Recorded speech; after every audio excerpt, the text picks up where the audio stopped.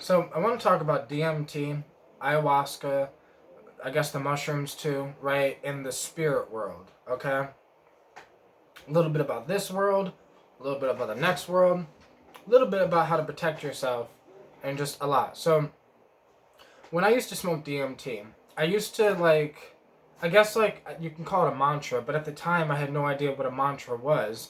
So I would smoke DMT. And I remember the first time smoking DMT, because I did so much research on it before I smoked it. So I genuinely already believed I was getting ready to travel the spirit world before I even tried it. Like, the shamans convinced me because they had no reason to lie. Like, they were talking about they were drinking ayahuasca and they would travel the spirit world and all these different things. And I was I kind of I feel them. I understand that I didn't understand, but once I did it, I then understood. So I started coming up with different methods to protect myself, just like in the human world. So for example, in the human world, if you're a happy, positive, uplifted person, you will naturally repel negative people away from you, just naturally. So in the DMT space, I first came up with this mantra where I would when I first smoked DMT and I would do blast off doses. I'm getting ready to blast off. I would in my head say as I'm closing my eyes in my head, I wouldn't say it out loud, but I would say I love you. I love you. I love you. I love you. And I would repeat I love you like a mantra in my mind. Now, what this seemed to do was it's like it created some type of love bubble or I don't know, like a force field around me, which then protected me as I was traveling through the spirit world.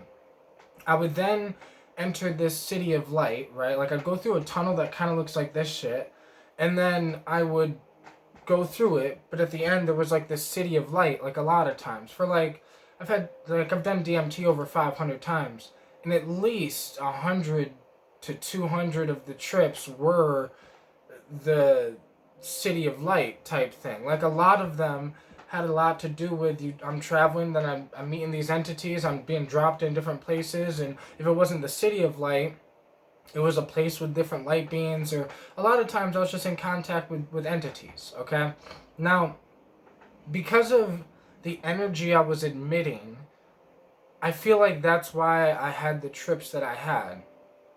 I was emitting this love energy. Like I don't know how to explain it, but because I would say I love you, I love you, I love you, and I don't know, it's it pushed me into a certain place. It repelled certain energies away from me, because I seen a video. I didn't see it. I just seen a clip of Aubrey Marcus talking about how um there's I guess there's negative entities in the ayahuasca world or in the DMT world, and there is because we're in that world. I don't know how to explain it, but the human world is very similar.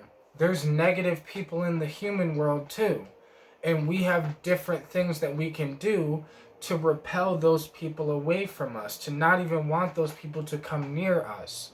In the ayahuasca space or the DMT space or the mushroom space, mainly ayahuasca and DMT, the mushrooms doesn't have this much of a problem because the mushroom seems to have its own consciousness where the mushroom's in charge. The consciousness of the mushroom is in charge of the mushroom space, even though it can still take you to the spirit world. It's just a different perspective. But with ayahuasca and DMT, they have a very similar perspective, a very similar space, that the very similar entities, a very similar thing.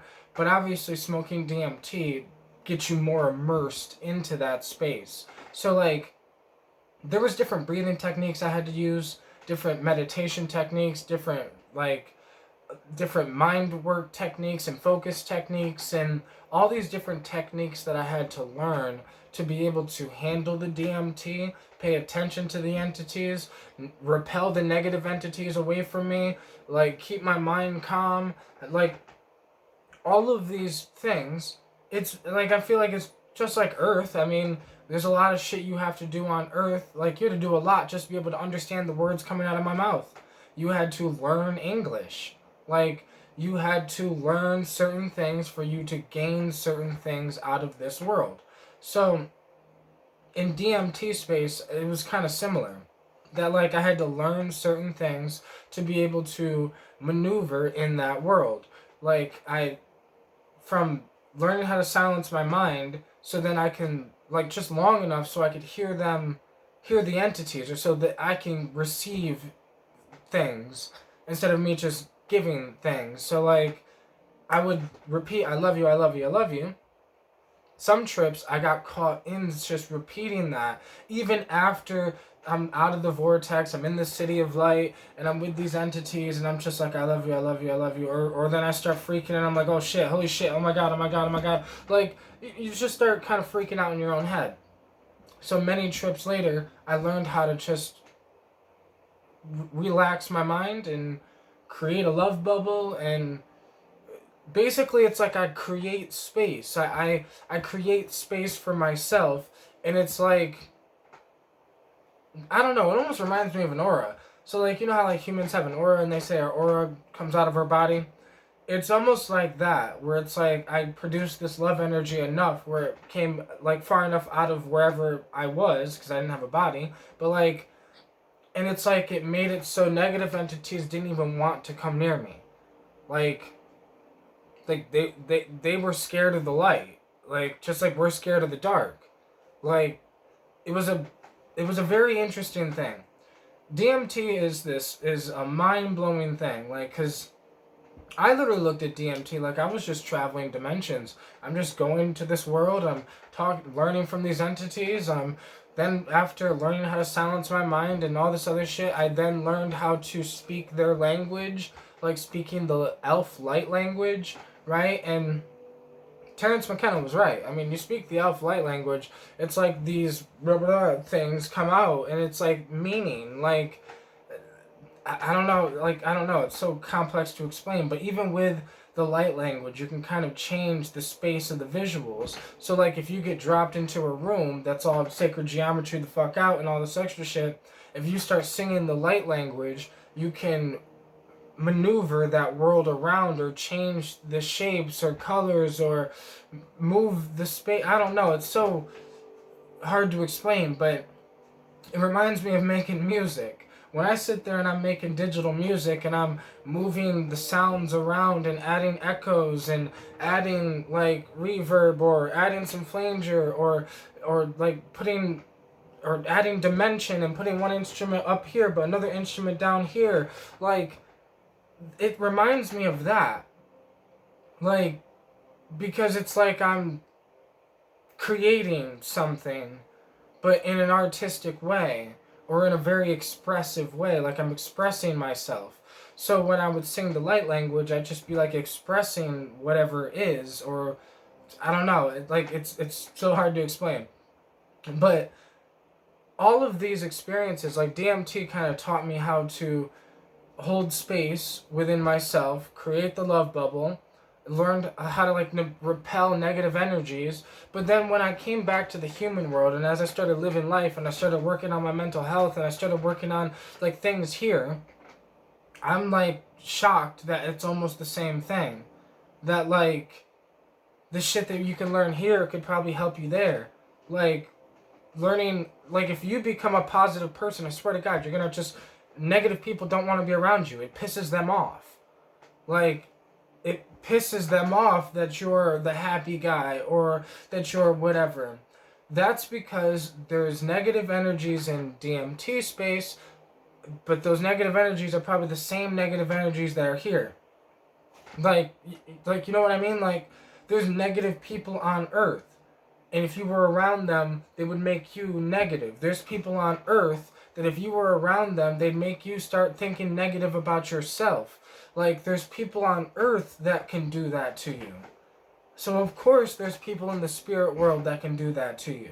Like, it's interesting how, what, like, this whole DMT, life, death, reality, this whole shit is crazy, okay? But, like, this is what I've kind of learned and gained from my DMT experiences, that, like, it's not just like a lot of people smoke DMT and they're like, oh, I went through this crazy trip, but they're not thinking about learning how to maneuver in that trip. Or like, that's why I talk about how I'm a modern day shaman, because my whole thing was I wanted to learn how to maneuver in DMT space. When I smoked DMT and I had my first encounter with negative energies and negative entities or whatever, I'm like, yo, I want to learn how to not go through that again.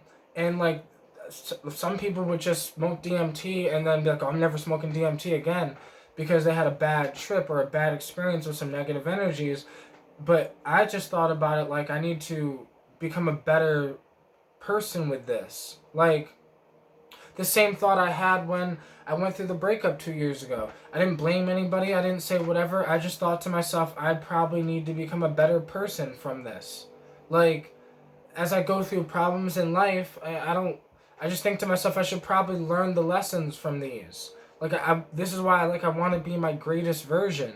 Because, like, I feel like everything is like some test or teaching us something, or there's a lesson that can help us get better and stronger and wiser and help us maneuver better, help us create better, help us live better, help us feel better. But it just takes work and practice. So that's what I had to do with DMT. I had to work and practice. Practice the mantras until I eventually got the I love you, I love you, I love you. And when I seen the reaction of that in the DMT trip itself, I'm like, I have to learn, I gotta do that again. Like, that's the thing I'm gonna do anytime, like, it just hits too hard. Like, when I'd smoke DMT and it hits hard as a motherfucker, I would just, I love you, I love you, I love you, I love you. And, like, obviously I say it in my head so then I can start breathing a certain way. Like, because I would try to gain control of my breath as well. And these are the beginning steps of me just, I guess, learning how to control my mind. But at the time, it had nothing to do with my human life. I wasn't thinking about that. It had everything to do with me learning how to handle DMT. That's all. That's all I wanted to do.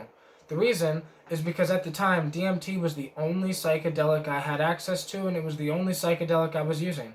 I was doing this before I ever tried mushrooms, before I ever tried LSD, before I ever tried like any of these plants and herbs.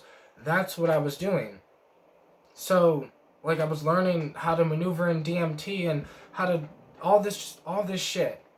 And then I tried LSD, then I tried mushrooms, then I did capsuled ayahuasca, then like I did all these plants and herbs. But what I learned on DMT like taught me a lot. And now I'm able to like say, well, I learned that in DMT, and then it helped me in this world because I slowly started gaining control of my mind and slowly started doing all the becoming a better version of me, just like I did in DMT space. When I first smoked DMT, I didn't have a grasp on anything. Like, the negative energies could have attacked me if they wanted because I had no protection. I learned how to get protection by creating a love force field and projecting love.